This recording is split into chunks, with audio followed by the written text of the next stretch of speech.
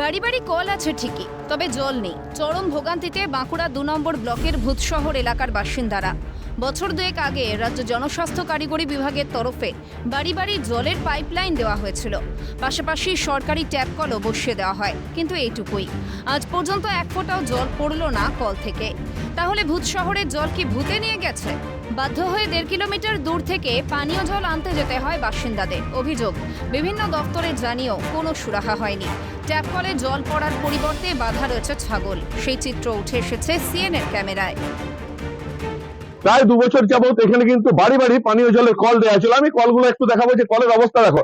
সেই কল কিন্তু যেমন ২ বছর আগে দেওয়া আছে সেই অবস্থাতেই কিন্তু এখনো রয়েছে।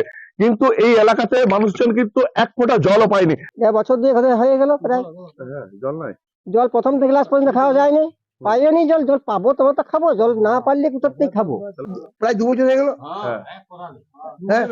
জল আসছে, জল এক ফোঁটা আজ পর্যন্ত আসে নাই। তাহলে কি কলটা লাগানোই সার? কলগুলো খুলে নিয়ে যেতে বলুন। আমাদের দয়া করে আমাদের ঘরগুলো ভেঙে ভেঙে আমাদেরকে কলে ঢুকানো হলো। কলগুলো শৌখিনে লাগিয়ে দিয়েছে, আবার ভোট এলে তখন দিবে, একবার দিয়ে ফেলবে। ভোট দিতে চায়, কল ফুটে গেলে আবার নদী যেতে হবে, নাহলে কুয়া কুড়ে জল আনতে হয়, কালী মেলা জল আনতে যেতে হয়। এরকম কোনো জল পড়ে নাই। হ্যাঁ, আমি তো দিদিকে বলো, দাদাকে বলো, কাকিকে বলো, মাসিকে বলো, যাকে বলার আমি বলেছি। দ্রুত সমস্যার সমাধানে আশাবাদী বাঁকুড়া ডিভিশনের এক্সিকিউটিভ ইঞ্জিনিয়ার। মানে এই বছরের মধ্যে আমাদের মোরাললেস আমরা 80% স্কিম কমিশন করে দিতে পারবো।